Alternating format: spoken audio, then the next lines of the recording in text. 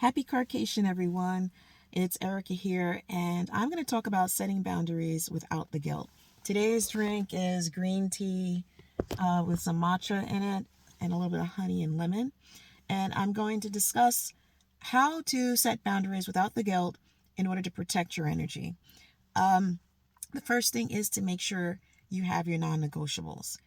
I have decided that, certain things that I used to do, I would just say yes. I'm a yes person.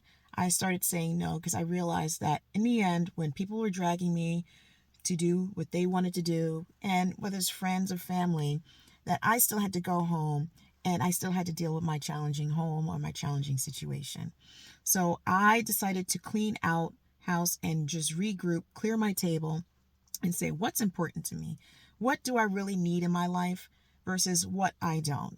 So, when people invite me, like, can you come here and do that?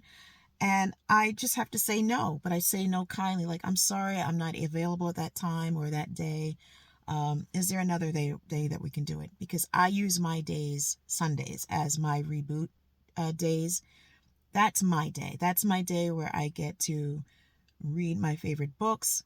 I get to meditate, do my yoga, even though I'm doing the yoga in the morning, but I do an extra long session on Sundays because it's a me time. And yeah, I still have the barking dog, the cat, the family, and whatever, what we're hungry, what's going on.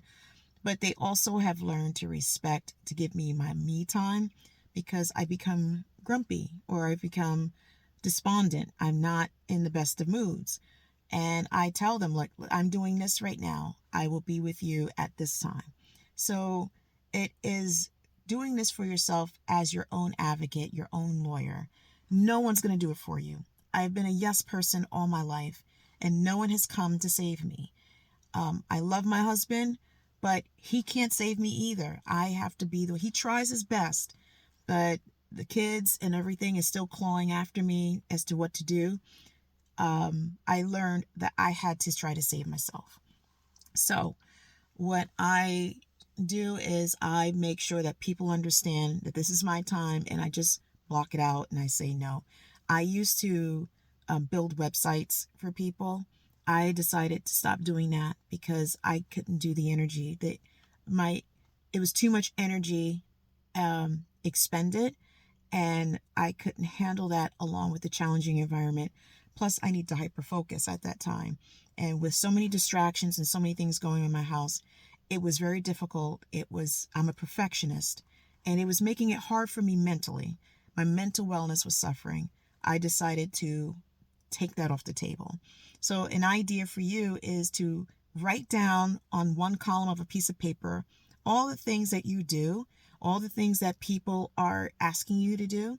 And then on the other column, pull over what's really important to you and what can you say no to. And not because you're trying to be friendly or you want to save something, but more, what do I need to say no to? What can I say no to? And what's left? If there's certain things, you have to take your mother to the doctor, for physicals. Of course, you're not going to say no to that. So that's a non-negotiable. But if your girlfriends are calling you out to go hang out at the bar on a Wednesday night, or whatever, and you know that there's a little spot for you to have time for yourself, unless going out to the bar is your me time. That's different. So start prioritizing what's really important to you in order to really be more protective of your time, being protective of your energy. Because once again, no one's going to do this for you. Another thing is that making sure that you don't feel guilty for saying no, because no one's going to say no for you either. You're doing it for yourself. What else do you give yourself? As mothers, we give everything to our families. We give them our last everything and anything, and we leave ourselves with nothing. It's no different than the instructions of the self-care with the plane. Put the mask on yourself first so that you can help whoever you're with, your family or your children. It's not bad taking time, just a couple of hours in your day for yourself. And yeah, they're, of course they want you, because then they're asleep and you're passed out, and whatever the kids or whoever took whatever they took, or had your time, it's all good for them. Like, I used to have certain people call me, and I would, my husband calls it ear whores, where they just want to call you and just uh, get their stuff off on you in your ear by venting and telling you everything, and then you're left drained, because they've told you everything, they've dumped everything on you, what's going on in their life and how horrible it is, or whatever their drama, and you get off the phone left drained, and yet you still have the home and the challenges that's waiting for you, and it's not going anywhere. I have decided to cut that loose too, making sure that, look, if I'm going to talk to that person, I'm scheduling that time. I've had family members calling me at certain times. I will not answer. Why? Because I have to protect my time, because I have way too much on my plate for people just to drop in like paratroopers and to take up the time for their purposes. Yes, we love each other, we're friends, we're family, but then they leave and I'm still left with nothing, as far as less energy and less time for myself. So, and if any family or friends, I love you to death, but I've got my own battles to fight, and you can't fight them for me. So, just beyond understanding that I would be understanding for you too. The bottom line is that don't feel guilty about that, about protecting your time, and practice saying no kindly. You don't have to be nasty about it. You don't have to make enemies. You don't have to put people off. Just say, look, during that time, I'm not available. I'm usually asleep at that time, or I go to bed, or I'm wrapping up the household at that time, so it's hard for me to talk. Or during that day, I have some errands I need to run or things I need to do. Just like a calendar. In business, some people in business use calendar blocks. They block out certain times in their calendar, and they say this time is going to be for this task, or this group of tasks. Like, you might say, at 9 o'clock on Saturday, that's when I food shop, or I do run around for errands. And 12 o'clock, I take this time to spend some time with the kids, and we do games together. So it's called calendar blocking. You can always look that up. But calendar blocking times when you know that you will most likely be able to get some time for yourself helps with talking to others when they're asking you for that time. I'm sorry, I'm scheduled to do something at that time. What's another time that we can get together or talk?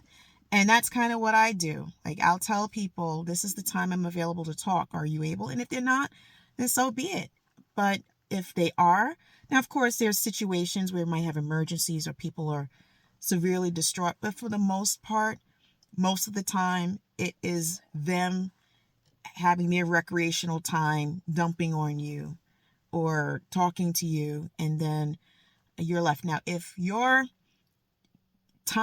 feel good and it makes you feel good, that's your me time to talk to a friend or to vent or whatever, different ball game. But it's under your conditions. It's in your terms. That's the point. When that time hits that you feel is for you, it's under your terms, not under someone else's. And maybe that's the most important thing to take away. Make sure that time for you is under your terms. Recognize saying no to others is saying yes to yourself. Once again, no one else is going to do it for you. When you are in a good mental space, because in the end, this is protecting your mental and physical wellness. The healthier you are mentally and physically, the better a parent, friend, daughter, son you can be with someone else. It's very hard to lift someone else up when you're laying on your back yourself. And many people don't get that if you're weak, how do you lift someone else up? How, if you're depressed and low, how do you cheer someone else up? Or how do you become a positive force in someone else's life if you're laying on your back? So understand that when you say yes to yourself, you are strengthening yourself. You're becoming a pillar, a foundation for your family and your children and those around you. And once you become that pillar and that lamp and that light for others, you're helping them even more than you even think. So that's why it's so important for you to support yourself and to rejuvenate and refresh and renew yourself, refuel, so that you can become that strong pillar. Just like a bridge. If the pillars of the bridge is cracking and crumbling, what do you think is going to happen with all that weight of traffic going over the bridge? It's not going to support them. And we've seen that in the news of bridges collapsing due to lack of maintenance, negligence, not being maintained. That is you as well. That's why it's so important. The last thing is setting a boundary that has you recharge. When you do set those blocks of time for recharging, rebooting, and refreshing yourself, refueling, make sure you make it count. Don't waste it. Do what is the most important to you that makes you walk away feeling great.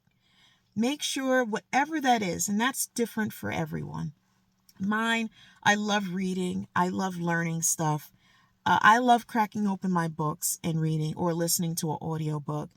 Some people might like doing their nails, giving themselves a manicure or pedicure, or going out to get one. Some people like messing with whatever, cooking or baking or sewing, or if it is talking to a friend or going out with friends, whatever it is, make sure it is to your benefit, that when you leave that time block of refueling yourself, that you're refreshed and ready to get back into the fight of your challenges and if you're home. Don't do something that's not going to fuel you and give you something back to yourself. If it's Netflix binging, and by the time you're finished, you're probably just exhausted, or it was just time spent watching Netflix, and you don't come back to your home situation or your challenges feeling better, that's a time suck. So make it count. So that is basically some tips on setting some boundaries. Like me right now being in this car is my guilt-free with whatever's happening in there, that I'm going to do this for myself. They will survive. Long as I don't see fire and flames coming out the windows, we're good. But take care of yourself. So my question to you is, what's one boundary that you've set that has made a positive difference in your life? Put it in the comments below. Let me know what has made a difference, a boundary that you've set that has made a positive difference in your life. I would love to hear your comments. And remember, whatever comment you set, examples you have, or you're sharing your experiences, you are most likely helping another parent or helping someone. So please share, because when we share, we care. I know that's so corny, but your sharing is bound to help others. So that's it for the CarCation. I'm going to finish my drink, my green tea, honey and lemon. Some people might think it's an abomination. It's my thing. So take care, and I will talk to you next time. Bye.